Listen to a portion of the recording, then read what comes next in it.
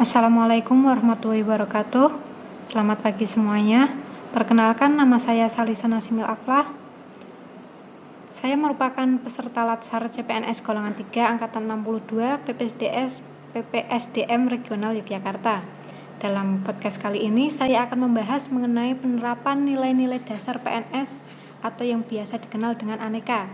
ANEKA merupakan akronim dari akuntabilitas, nasionalisme, etika publik, komitmen mutu, dan anti korupsi. Akuntabilitas merupakan kewajiban setiap individu, kelompok, atau institusi untuk memenuhi tanggung jawab yang menjadi amanahnya. Sedangkan nasionalisme adalah pemahaman mengenai nilai-nilai kebangsaan, kecintaan individu terhadap bangsanya. Selanjutnya, etika publik adalah refleksi tentang standar baik atau buruk, benar atau salah, perilaku, tindakan, dan keputusan untuk mengarahkan kebijakan publik dalam rangka menjalankan tanggung jawab pelayanan publik. Komitmen mutu adalah standar penjaminan mutu yang harus memuat nilai efektif, efisien, inovatif, dan berorientasi pada mutu. Selanjutnya, anti korupsi. Anti korupsi sangatlah penting sekali bagi kita untuk menjauhi segala bentuk tindak korupsi. Narasumber saya yang pertama adalah Bapak Dr. Haji Abdul Khaliq SHMH selaku Ketua Pengadilan Agama Kota Pekalongan. Saya akan menanyakan mengenai hambatan, tantangan, dan resiko tentang penerapan nilai-nilai dasar PNS. Selamat pagi, Pak Khaliq. Selamat pagi menjelang siang. Ya, terima kasih. Sehat, Bapak? Sehat, alhamdulillah sehat. Ini kan jadi sudah dijelaskan mengenai soal nilai-nilai dasar PNS yang ANEKA itu soal akuntabilitas, nasionalisme, etika publik, komitmen mutu, sama anti korupsi. Nah, dari indikator dari nilai-nilai di atas itu gimana sih penerapan nilai dasar PNS di Pengadilan Agama Kota Pekalongan? Oh iya, terima kasih. Saya menjadi kehormatan jadi responden ini ya. Di Pengadilan Agama Pekalongan termasuk mendukung kebijakan dari Bapak Dirjen Pusat, Dirjen Badilah di Mahkamah Agung, memang kaitannya dengan poin-poin yang jenengan sampaikan itu menjadi menjadi bagian yang harus ke setiap hariannya itu diingatkan. Antara lain dari tugas kami kan pelayanan publik ya, Dirjen Badilah, Direktorat Jenderal Badan Peradilan Agama di Mahkamah Agung itu sejalan dengan apa yang jenengan pertanyakan. Aplikasinya adalah menyangkut kaitannya dengan pelayanan kepada seluruh pencari keadilan, baik dimulai dari pelayanan melalui satu pintu, itu di petugas PTSP itu kita selalu briefing kalau pagi itu, antara lain jangan melayani dengan marah, layani dengan sebaik-baiknya, dengan etika dan sopan santun yang bagus gitu, antara lain seperti itu. Terus kaitannya dengan korupsi dan atau gratifikasi memang termasuk antipati, meskipun kami tidak menutup mata, namanya manusiawi ya. Tapi untuk di Pengadilan Agama, kalau misalkan terjadi kaitannya dengan gratifikasi dan atau korupsi, langsung saya cut itu, saya keluarkan itu, terutama dari BPNPN ya, karena kewenangan di pimpinan. Tapi kalau yang PNS dan atau hakim nanti kami koordinasi secara hierarki. Jadi yang menyangkut kaitannya dengan di pelayanan itu termasuk juga diskresi kami, kebijakan kami sebagai ketua, kami tidak memperbolehkan aparatur pengadilan agama mengambilkan produk dari produk pengadilan agama itu sendiri, meskipun termasuk itu saudaranya yang ada di lingkungan Kota Pekalongan, dan saya perbolehkan. Jadi kalau kemudian itu dilakukan akan saya BAP, antara lain seperti itu, untuk punishment-nya seperti itu. Kemudian kaitannya dengan integritas itu memang selalu kita tanamkan ya, apalagi biasa kalau ada apel pagi Senin dan atau ada apel hari Jumat sore, itu kita sampaikan menyangkut hal kaitannya dengan loyalitas, bagaimana kaitannya dengan dedikasi terhadap kantor ini dan lain sebagainya seperti itu. Oke? Iya, Pak. Nah, itu kan tadi Pak Holik menyampaikan soal diskresi ketua kalau sebagai antipasti tindak korupsi. Nah, Iya, itu hambatannya itu iya. selama ini yang menghambat soal penerapan nilai-nilai anti korupsi di pengadilan agama itu seperti apa, Pak? Karena kan pasti masalah yang kayak titip karena ada saudara di lingkungan pengadilan itu kan sudah Ya, hal umum. Nah, niku hambatannya menghambat iya. kayak penerapan nilainya niku napa, Pak? Kalau yang itu mohon maaf untuk di pengadilan agama karena sudah kami tidak terjadi ya. Yang artinya tidak ada hambatan, lancar-lancar saja. Jadi menyangkut kaitannya dengan pamflet-pamflet itu kan di mana-mana sudah ditempel ya di kantor ini dan sampai di ruang publis. Semisal di musola pun juga ada. Jadi kalau ada pelayanan yang tidak sesuai dengan standar dan atau semisal orang lain melihat adanya gratifikasi atau apalagi korupsi, langsung kontak kepada person pimpinan bisa, langsung kontak ke Bawas atau ke Mahkamah Agung, Badan Pengawasan di Mahkamah Agung bisa, atau langsung kepada tadi Dirjen Badilah di Mahkamah Agung bisa. Ya, jadi kalau yang di pengadilan kan dirjennya kan Dirjen Badilah singkatannya, Dirjen Badan Peradilan Agama di Mahkamah Agung. Itu ada itu di ruang publik ada kaitannya dengan pamflet-pamflet yang kaitannya dengan semisal ada dirugikan dan sebagainya seperti itu. Termasuk juga ada bagian yang menjadi simbol kita kaitannya dengan rambu-rambu atau maklumat pelayanan. Jadi kalau masyarakat dilayani tidak sesuai dengan standar, kami pimpinan ini memberikan pernyataan siap untuk diberikan sanksi sesuai dengan aturan yang berlaku. Sampai seperti itu, pamfletnya ada itu, maklumat untuk pimpinan itu, sampai seperti itu. Oke, lanjut. Itu kan berarti pamflet-pamflet niku sebagai bentuk kayak edukasi kepada masyarakat kalau betul, oke. Niku kan untuk penerapan nilai korupsinya. Kalau tadi yang soal integritas, yang soal apel pagi Bapak, kan sekarang kan lagi pandemi niki. Jadi apakah tetap setiap hari dilakukan apel paginya, terus apa karena ada pandemi terus kita jadi menerapkan protokol kesehatan, memakai masker. Nah, itu tantangan-tantangan dalam penerapan integritas soal yang itu terhambat gak Pak? Ada hambatan atau tantangannya selama pandemi ini? Selama pandemi ini memang agak sedikit terkendala ya, Tapi kaitannya dengan kesempatan semisal ada acara pengambilan sumpah atau ada pelantikan seperti kemarin tanggal 30 pengambilan sumpah dan pelantikan wakil ketua, itu kita sampaikan di forum itu.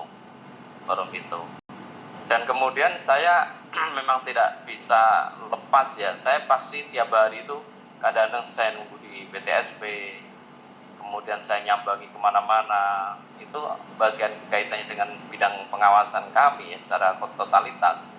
Termasuk juga kami pagi kadang-kadang ngontrol di toilet umum, terutama toilet umum ini kan kadang-kadang jarang tersentuh ya. Ya kalau toiletnya pimpinan ya mohon maaf bersih terus gitu kan, tapi yang toilet umum ini seperti apa? Dan apalagi nanti tahun ini PA Pekalongan akan mendapatkan sarpras kaitannya dengan belanja modal pelayanan difabel ini ya, kaitannya dengan di toilet. Bagaimana toilet difabel. Jadi kami ini masih toilet umum, tetapi ada satu toilet yang di dalamnya itu bisa diperuntukkan untuk difabel. Tetapi kaitannya dengan memulainya di difabel itu jalannya di mana dan kemudian naiknya ke situ juga pakai apa, ini nanti kita menunggu belanja modal di tahun ini ada ini. Itu antara lain. Jadi kita tidak membeda-bedakan mencari keadilan yang sehat dan utuh, kemudian yang adalah mencari keadilan yang dalam catatan ada kekurangan seperti difabel dan lain sebagainya, itu kita kesampingkan, tidak begitu. Kita pelayanannya transparansi dan akuntabel, itu sama gitu. Ya. Nah, pertanyaan yang terakhir nih Pak, apa sih resikonya penerapan nilai-nilai dasar PNS di PA itu? Ada nggak resiko yang kayak apa? Karena kita menerapkan nilai dasar itu ada resiko dari balik penerapan nilainya nih kok, yang merasa dirinya harus merasa didahulukan gitu Pak. Oke, jadi bersama juga dengan ini COVID-19 yang belum berakhir dan kemudian ada PPKM sampai level 4 ini, kami juga melek dengan situasi seperti itu, sehingga dibarengi juga dengan kebijakan dari pusat ya. Bersamaan dengan itu kita pelayanan tetap jalan seperti biasa, kemudian kita batasi menyangkut kaitannya dengan pencari keadilan itu yang bisa masuk ke ruang tunggu, pencari keadilan yang bisa masuk ke ruang tunggu dengan bersatu satu pihak pemohon. Ini biasanya perkara permohonan yang volunteer, misalkan isbat nikah, atau dengan jenis lain misalkan dispensasi kawin, dan atau juga kaitannya dengan perkara cerai talak, yaitu pihak pemohon yaitu suami dan kemudian pihak lawan termohon yaitu istri. Itu dikasih label tersendiri, Mbak ya, ada labelnya sendiri, kalung gitu, kalung identitas Gemcat atau apa itu ya. Jadi dibeda-bedakan itu. Jadi ada kalung yang hijau itu untuk pihak, kemudian biru saksi, kemudian yang kuning kuasa hukum, dan kemudian pihak yang kemudian tidak ada keterkaitannya dengan perkara. Misal ada tamu dari luar, kemudian mau tanya kaitannya dengan mau silaturahmi misalkan kepada pimpinan dan apa-apa, itu pakai kalungnya warna merah. Jadi begitu ditata sedemikian rupa, selebihnya yang tidak ada kaitannya dengan keterkaitan perkara itu harus off, harus di luar area. Kebanyakan mereka nunggunya antara duduk di musola dan atau di ruang publis yang misalkan untuk merokok, di area merokok itu dia duduk di situ. Jadi sangat ketat kaitannya dengan penerapan kaitannya dengan COVID. Termasuk di pintu masuk itu kan sudah ada satpam yang kaitannya dengan pelayanan, kaitannya dengan mengatur sirkulasi masuk di termo, kemudian juga langsung dikasih kartu nama tadi gitu kan, seperti itu. Kalau substansi yang jenengan pertanyakan itu, kultur daerah itu juga menentukan ya, mohon maaf ya. Kultur Jawa Tengah tidak bisa secara general diambil misalkan sama, tidak bisa. Jawa Tengah meliputi berbagai kabupaten dan kota, itu kulturnya beda-beda gitu ya, beda-beda. Kalau di Pekalongan ini sampai kami untuk hari Jumat itu bagian hari pelayanan full kepada masyarakat.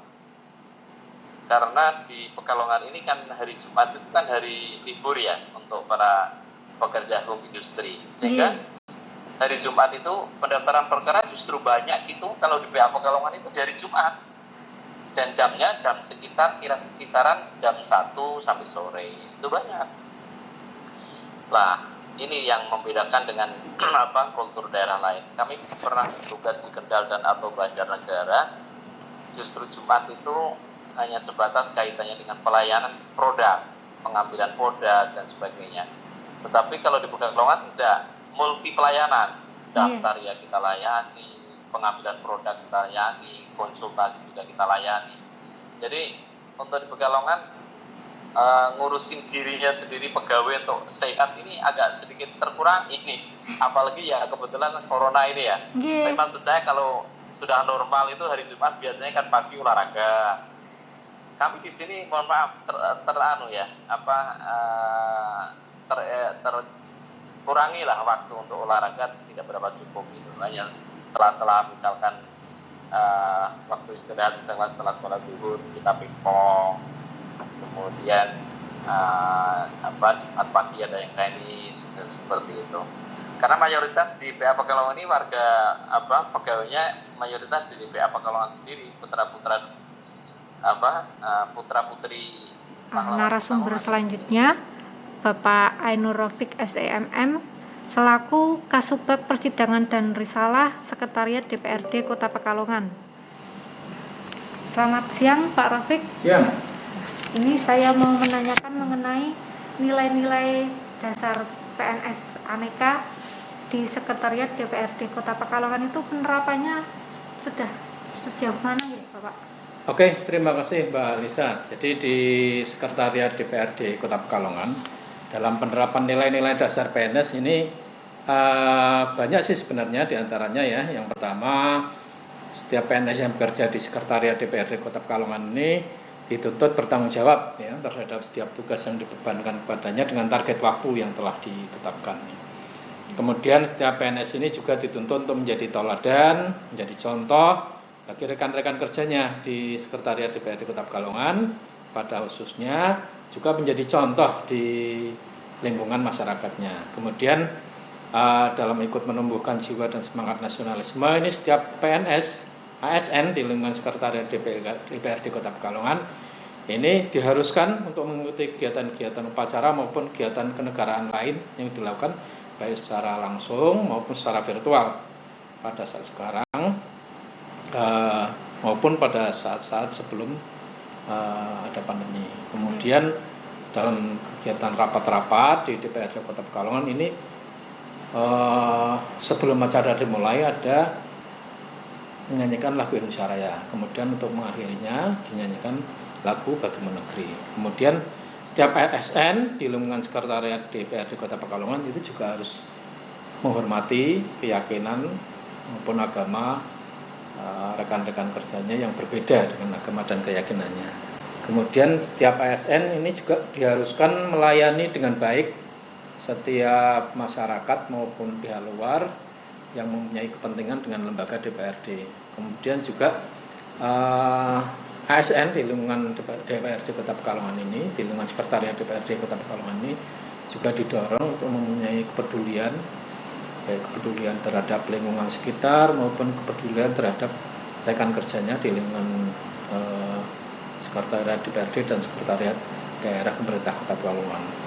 Kemudian dalam contohnya ya di beberapa waktu lalu ini ASN di lingkungan Sekretariat DPRD ini juga menggalang dana dalam rangka kepedulian terhadap kondisi masyarakat yang terdampak akibat PPKM, penggalangan dana untuk meringankan beban mereka. Saya kira itu Mbak, jadi contoh-contohnya itu. Apa saja sih hambatan-hambatan yang terjadi dalam penerapan nilai-nilai yang tadi Bapak jelaskan tadi? Hambatannya dalam penerapan nilai dasar PNS itu kalau kami lihat sih sebenarnya terutama pada sikap PNS itu sendiri. Apabila PNS yang bersangkutan ini tidak mempunyai kemauan untuk bekerja dengan baik dengan menerapkan nilai-nilai dasar PNS yaitu akuntabilitas, nasionalisme, etika publik, komitmen mutu dan anti korupsi, maka segala upaya yang dilakukan akan menjadi sia-sia. Untuk itu perlu adanya pembinaan dan dorongan dari atasan. Apabila diindikasi ada PNS yang kurang dalam menerapkan nilai-nilai dasar PNS. Itu. Nah, tadi kan dijelaskan soal kegiatan-kegiatan penerapan nilai dasar PNS di Sekretariat DPRD soal mengikuti upacara yang virtual atau penggalangan dana. Nah, itu tuh apa saja sih Pak yang menjadi tantangan yang dihadapi dalam penerapan nilai dasar PNS ini selama pandemi? Tantangannya apa saja? Sebenarnya sih tidak ada tantangan atau hambatan yang berarti sih sebenarnya dalam penerapan nilai dasar PNS di masa pandemi. Cuman kita harus juga melihat kondisi PNS yang bersangkutan ya dalam masa pandemi, karena kita ketahui bahwa pandemi COVID ini berpengaruh terhadap masyarakat secara keseluruhan termasuk pada ASN PNS ya. Kalau misalkan kondisi PNS yang bersangkutan misalkan terdampak COVID, kemudian ada saudaranya atau keluarganya atau tetangga atau temannya terdampak COVID, ini pasti akan berpengaruh terhadap kinerja dari PNS yang bersangkutan. Untuk itu perlu ada kebijakan-kebijakan tersendiri untuk menyikapi hal itu, sehingga kinerja daripada PNS yang bersangkutan ini tidak mengalami penurunan dan sesuai dengan target yang diharapkan. Itu apalagi? Terus soal resiko dari penerapan nilai dasar PNS selama pandemi itu ada nggak Pak resiko-resikonya yang terjadi, kayak kita kan apel paginya jadi dikurangi, terus kegiatan olahraga yang rutinan per minggunya juga ditiadakan karena lagi sedang terjadi pandemi itu. Ya. Terkait resiko ya. Yeah. Sebenarnya penerapan nilai dasar PNS di masa pandemi ini ada sih resiko, teman tidak ada resiko yang berarti, walaupun tetap dengan mempertimbangkan kondisi PNS, kemudian kondisi dan situasi kerja pada saat pandemi. Terus apabila ada PNS yang tidak memungkinkan untuk bekerja dengan baik dengan kondisi yang seperti sekarang ini, ya perlu ada kebijakan khusus ya. Kemudian dengan penurunan jam kerja ini juga kita harus menyikapinya. Penurunan jam kerja, kemudian dengan peniadaan apel, ini juga perlu harus kita sikapi dengan harapan tidak menurunkan kinerja dan tidak mengabaikan sikap dasar PNS tadi. Itu cukup? Cukup. Oke.